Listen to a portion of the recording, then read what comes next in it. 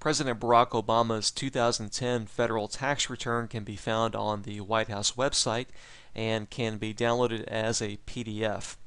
According to the return on page 1, we can see that the president and his wife reported an adjusted gross income of just over $1.7 million for 2010, which puts the couple in the top 1% of income earners in America. The bulk of the income came from the sale of the president's books, which we can see here flowing through from Schedule C. Let's go to Schedule C. And here we can see that there's additional detail available on Statement 8. Let's go to Statement 8.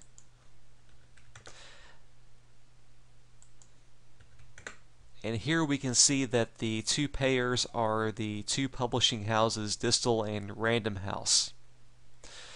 Back to page 1 of the return, we can see that the president reported wage income of almost $400,000, which he received serving as Commander-in-Chief.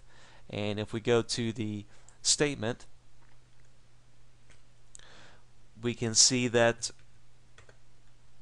the statement's on page 36. We can see that the payer is DFAS, which stands for Defense Finance and Accounting Services, which is the organization responsible for paying salaries related to the Department of Defense. Back to page 1, we can see that the Obamas reported interest income of $8,000 and dividend income of almost $10,000, which combined a little bit over $18,000.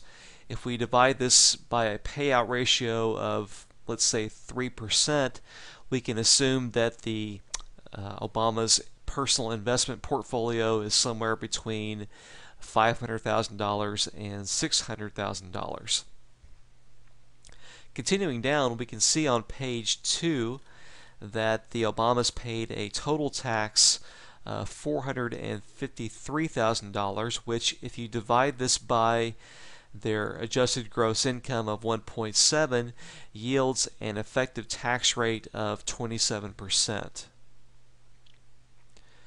Let's go to Schedule A. On Schedule A, there are a couple other interesting facts, including almost $50,000 paid for mortgage interest. And here, if we assume that the interest rate on the underlying mortgage is 4%, we can assume that the mortgage debt that the Obamas have is probably valued at around $1.2 million. Further down on Schedule A is something very surprising, which is the amount of money given to charity.